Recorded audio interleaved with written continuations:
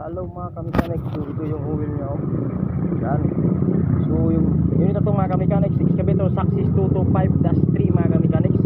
Yan yung oil niya, oh. So lahat ubos. Yan. So ang dahilan niya mga kamekanik, nandito banda sa may control valve siya nakalagay mga kamekanik.